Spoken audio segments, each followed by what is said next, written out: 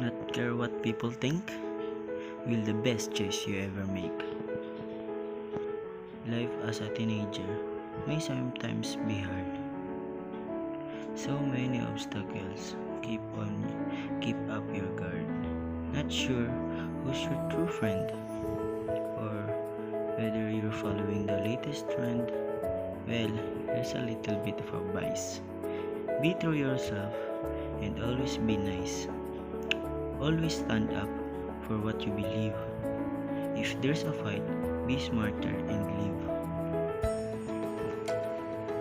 Life as a teenager may certainly be cool. Share your thoughts with others at school. Similar minds you will definitely find. Be yourself, generous